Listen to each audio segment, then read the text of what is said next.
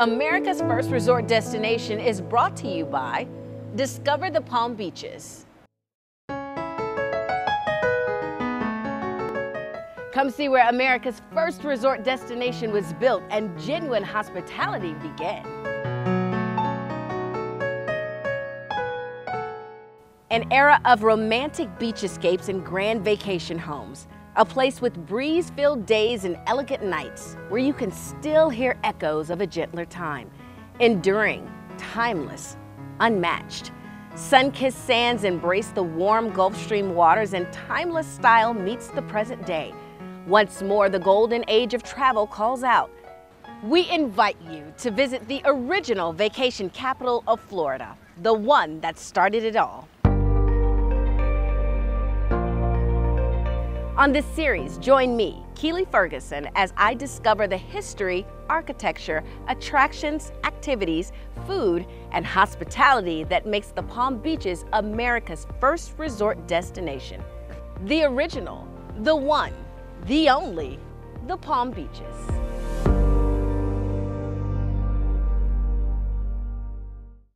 Boca Raton, the second largest city in Palm Beach County, is a community where history and innovation come together. Influenced by the notable architect Addison Mizner, Boca Raton was built around an elegant Mediterranean revival style that later grew into a vibrant city full of rich art and culture. Known as the city for all seasons, Boca Raton has played a major role in making the Palm Beaches America's first resort destination.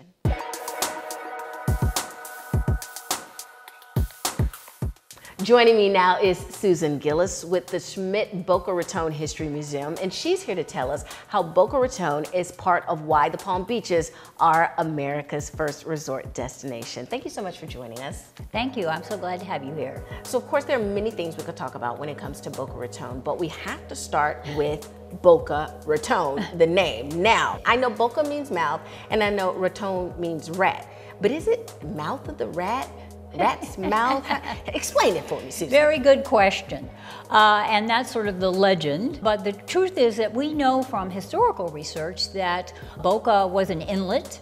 Ratones was a place of hidden rocks, according to old nautical dictionaries from hundreds of years ago. But here's the punchline. The original Boca Ratones wasn't at our Boca Raton at all.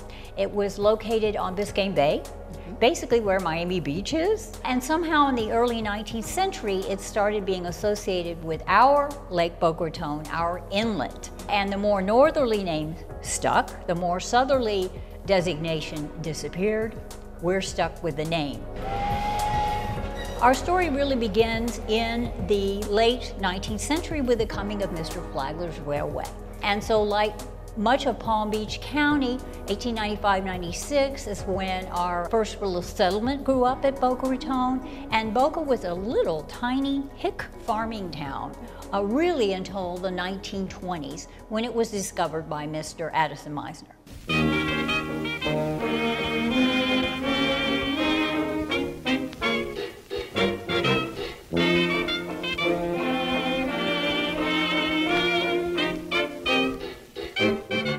Now, Susan, we, of course, cannot come to Boca Raton or talk about Boca Raton without talking about this lovely gentleman right here, Mr. Addison Mizner. Yes. Tell us about him. Addison really put little Boca Raton on the map. He didn't invent or create, in a way he discovered her. By the mid-20s, he had already reinvented Palm Beach with his beautiful Palm Beach style. He was the architect to the rich and famous in Palm Beach. But he wanted to get into the real estate development business. That was a favorite hobby of the time. So with his brother and a lot of very wealthy backers, most of whom were Palm Beachers, he invented the Mizner Development Corporation, and their project was called Boca Raton.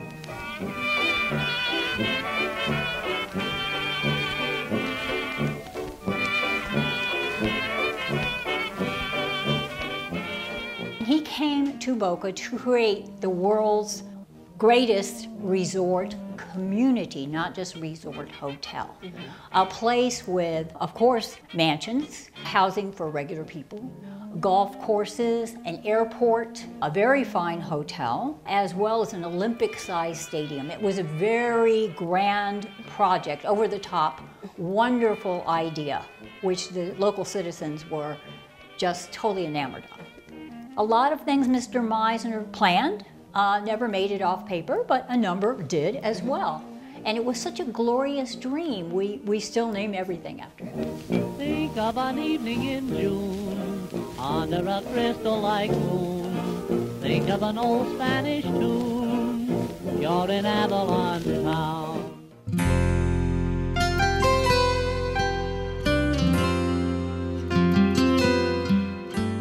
It's quite an interesting story, and 27 things were really bad, and that's when Meisner Development Corporation went bankrupt. But one of the original investors, Mr. Geist, Clarence Geist, was really the town savior. He purchased the assets of Meisner Development for $72,000, and they were worth millions, but nobody wanted them in 1927. The principal asset was indeed the Cloister Inn, which today is the Boca Raton, the former Boca Raton Resort and Club. Mr. Geist hires architect Schultz and Weaver, who did the breakers, to more than triple the size of the hotel. And it opened as the Boca Raton Club in 1930. And it became the main economic engine of the town throughout the 30s.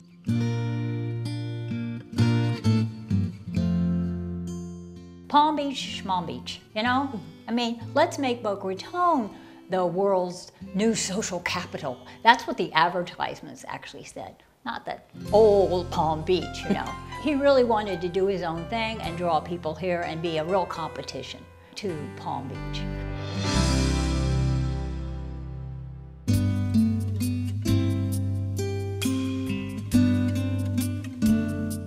Now, Susan, of course, we talk about the Palm Beaches being America's first resort destination, but this area is not all about fun and sun and relaxation. It's also about farming and agriculture. Even to this day, we have oranges and strawberries and all kinds of other things that we farm. But let's talk about back in the day, what was farming like? Well, yes, it's hard to believe that Boca Raton was originally a tiny farming town. South Florida was considered to be south of the frost line, which for the most part it is. And we had people come from North Florida, from Vermont, Michigan, New York, North Carolina, Scotland to farm here. The big cash crop in the early days was pineapples. Pines, they called them.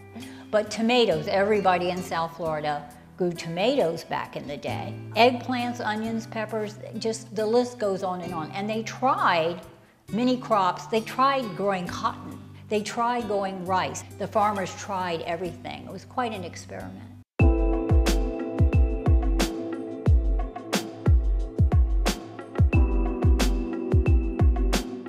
Our early town was home to really 3 communities. A white community centered along Palmetto Park Road primarily, a Japanese community called Yamato, and an African American community known as Pearl City, which still exists. It's south of Glades between Dixie and Federal Highway. It's just a few blocks, but it is a historic district today.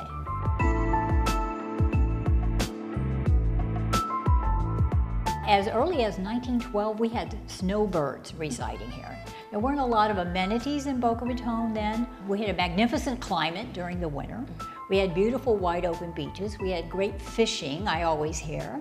In 1915, our Vermont pioneer, Mr. Gates, who was a real estate genius, quite frankly, built a series of cottages on Palmetto Park Road, which is our main east-west drag. Tourist cottages, little wooden buildings, and each one was named for a different state. And so that represented the state of origin of the original tenants.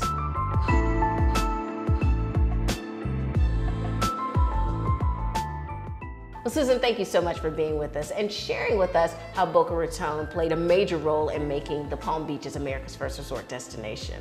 Well, Caitlin, I'm so glad you could come today, and I want everybody to know that the exhibit galleries don't stop with just the Pioneer Room in the Meisner era. We have a very interesting gallery on Boca Raton during World War II. It was the home of a huge Boca Raton Army airfield, which was a top secret radar training base. We also have a wonderful timeline that goes all the way to the present. Oh, I love it. So whatever era you're interested in Boca Raton's past, you can learn about it here at the Schmidt Boca Raton History Museum.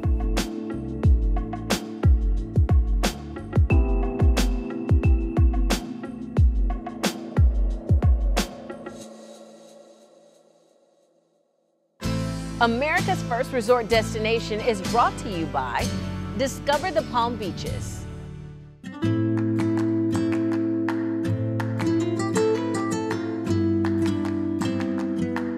We're here at the beautiful Boca Raton, formerly the Boca Raton Resort and Club, formerly the Boca Raton Club, and originally Addison Meisner's Cloister Inn. And here we are in the main courtyard of that beautiful historic hotel. To our right is Mr. Meisner's Cloister Inn, and behind me and on the side here we have the Boca Raton Club, which is actually an addition to the hotel, which opened in 1930. The Cloister Inn dates to 1926. We're almost going to celebrate its 100th anniversary.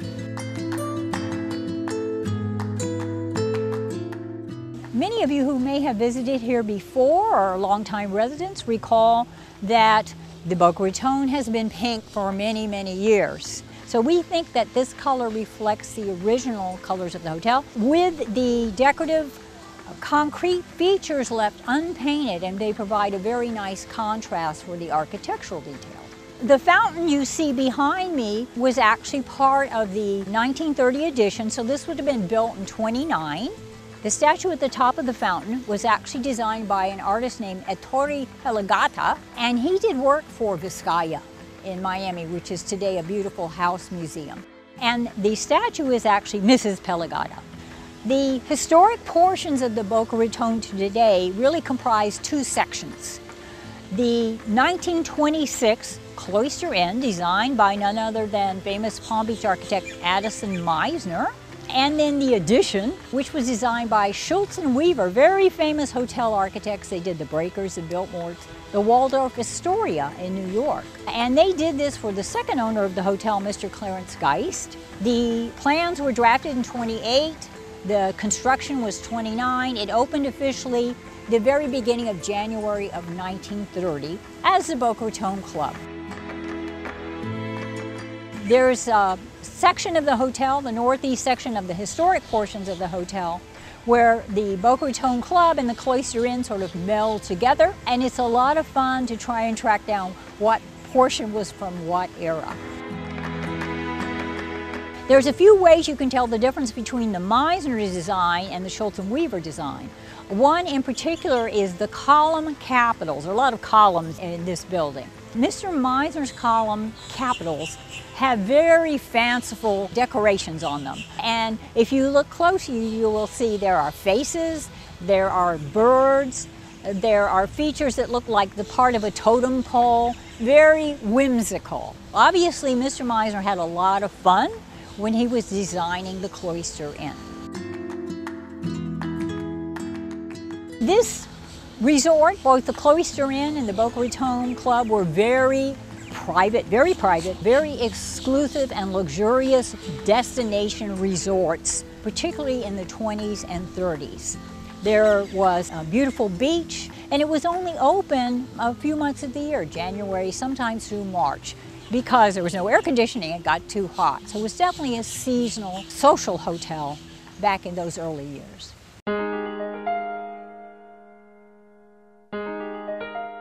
We're standing in the lobby of the Boca Raton Club. It has served as the main lobby ever since January of 1930. And it really comprises three sections.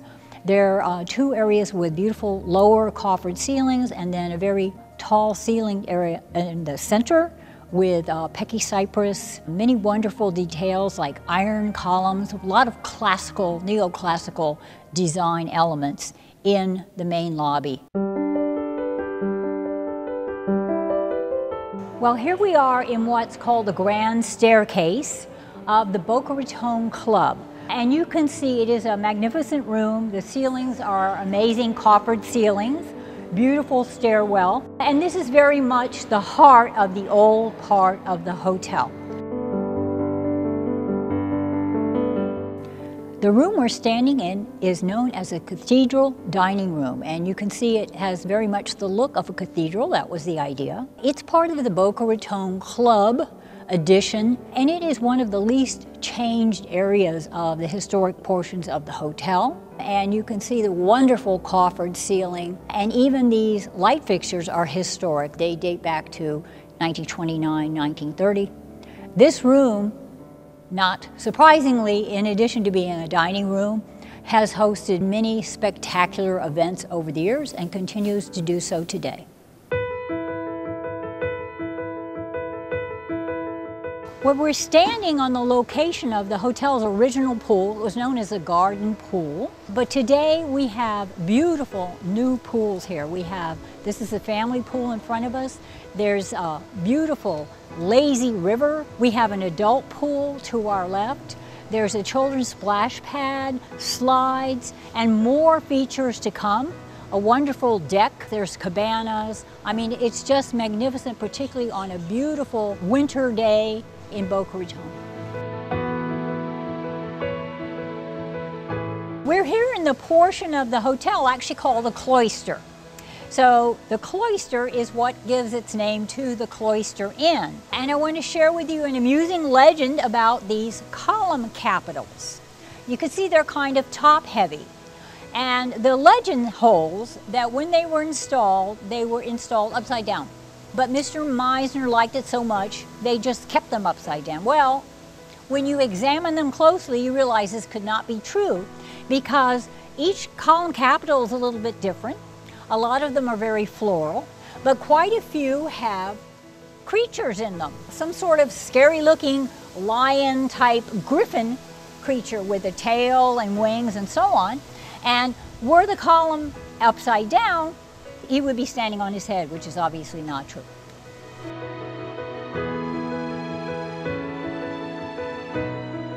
Today, the Boca Raton continues the tradition of being part of America's first resort destination.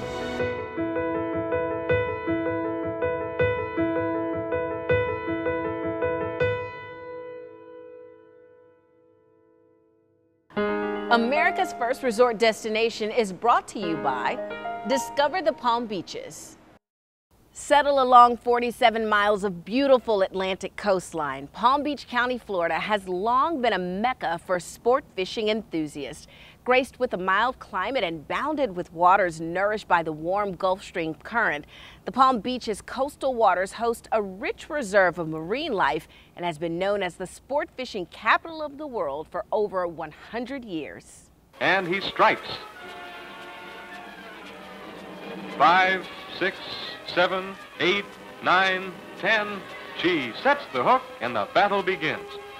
As one of the oldest fishing clubs in America, the West Palm Beach Fishing Club has helped make the Palm Beaches America's first resort destination. Come on, let's go inside and find out more.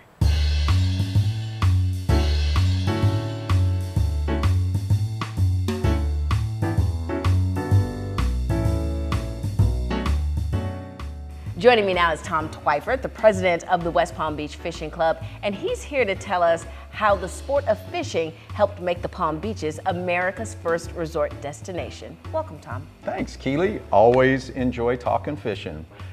You know, our history fishing in the Palm Beaches really can date back to when a guy named Henry Flagler built a railroad that brought everybody down to this region. So in the early 1900s, the Florida East Coast Railway was developed, and as a result, major hotels sprung up in the Palm Beaches and the West Palm Beach area. The Royal Poinciana Hotel, for example, was one of the world's largest wooden structures at the time, and people would come down here in their own private rail cars, believe it or not, and stay for the season. And it wasn't too long after that that they discovered the fishing was really, really good here.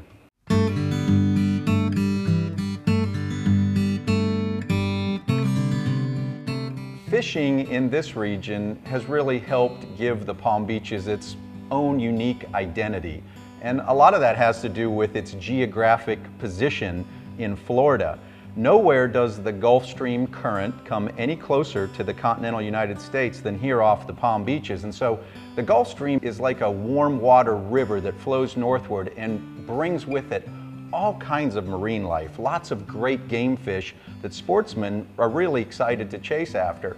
And then of course to the western communities we have Lake Okeechobee, one of the most famous bass fishing locations in all of America. And then positioned in between are all kinds of wonderful canals and intercoastal waterway waters that attract a lot of different types of fish as well. And so early on, around the turn of the century, people discovered that this was a really great place to catch a lot of different types of fish, especially sailfish. And every winter we have a sailfish migration that is pretty much unrivaled by a lot of other geographic locations, again because of our proximity to the Gulf Stream current. And so the West Palm Beach Fishing Club was founded in the early 1930s to capitalize on this annual fish migration. Again, it was something that no other community could really brag about. It gave us a special identity and really led to a boon in tourism. And when tourists came here, they liked what they saw, they brought their families down, they bought homes here, they started businesses here, and so fishing is deeply connected to the roots of Palm Beach's tourism heritage. But no matter where you cast a line, in streams, lakes, or into the sea, fishing is fun.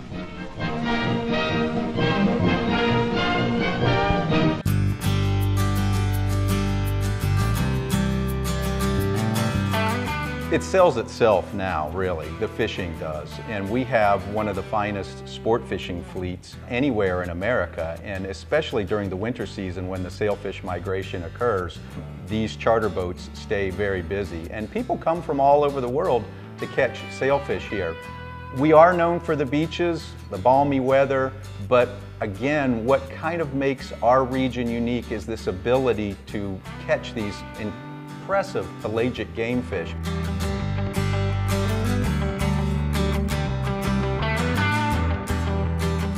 In the 1920s, there was a land boom here, times were great, people were buying property, and fishing became the in thing for these people to do.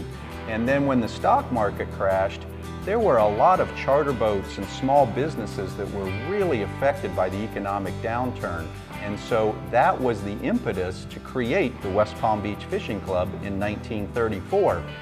City elders and leaders decided that, hey, let's use fishing as the hook, no pun intended, to get people to come to the Palm Beaches instead of other regions. And maybe some of the viewers will remember, but the West Palm Beach city logo for many, many decades had a sailfish in the center of it. And many other coastal municipalities also have a sailfish in their logo, and there's a good reason for that. That fish played a major role in the economic comeback of this region during a period of time when it was needed most, right out of the years coming out of the Great Depression. And so it again just gave our region a very unique identity. Instead of going there or there, come here because we have sailfish. And as a result, the sport fishing industry is huge in Southeast Florida and in the Palm Beaches in particular. Some of the finest boats in the world are made here, some of the best boat yards in the world are here, and some of the best anglers, captains, and crews are birthed right here in the Palm Beaches.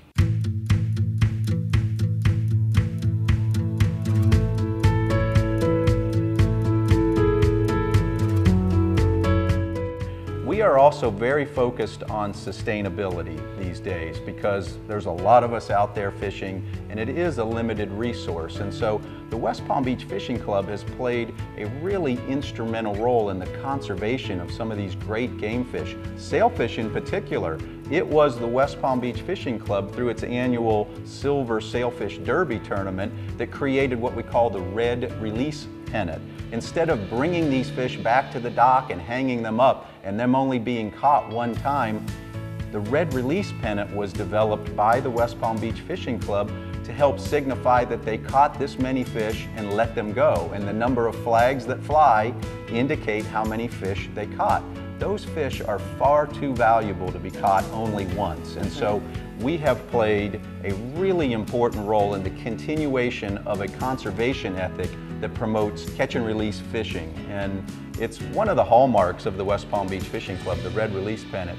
Later on, the development of circle hooks, the advent of incorporating tagging fish for marine science, all of these things are an important part of the club's conservation legacy that helps sustain this resource that then in turn promotes tourism and keeps these tourists coming back to catch some more sailfish.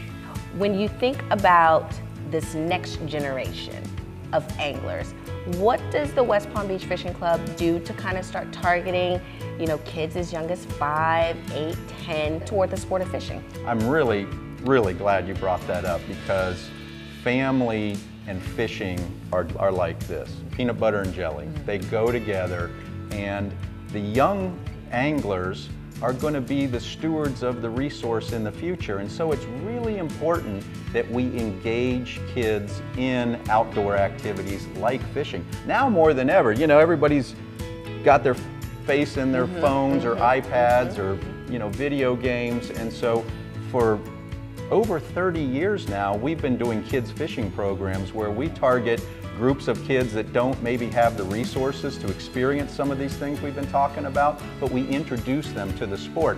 And I'm not saying they all become world famous fishermen, but at least they've had that experience and that introduction to it, and so they care about it and they get a little more connected to the water. Some of the other things that we do for youth groups is we plant mangroves out in the Lake Worth Lagoon. And it's amazing when you get kids out in the water, in the mud, planting mangroves, and then they watch those mangroves grow. They become invested in the resource, and guess what? They begin to care about it. And so they develop their own conservation ethic early on through some of these programs that we've been doing for many decades now.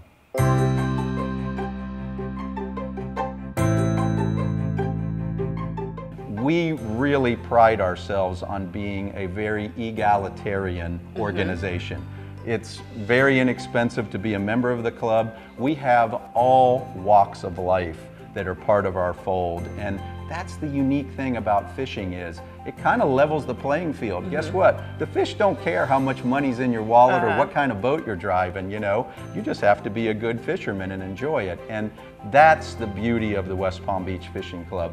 This organization was founded on the concept that it would be a civic antidote to the Great Depression, a way to dig us out of these hard economic times, and fishing was the thing that fueled that and really made our area unique and brought a lot of attention to it. Fishing is truly one of those things that makes the Palm Beaches America's first resort destination, absolutely. Like every other sail fisherman, though, we've got the bug now. We'll be back. With sport like that, how could you stay away?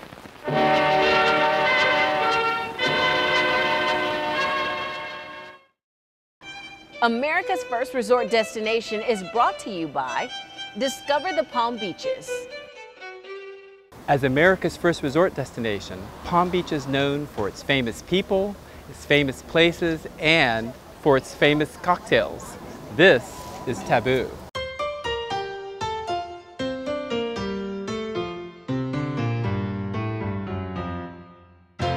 Hello, I'm Charles. I'm a bartender over at Taboo, and I'm gonna make you a Bloody Mary. Vodka, tomato juice, celery salt, horseradish, a little bit of Worcestershire, and one secret ingredient.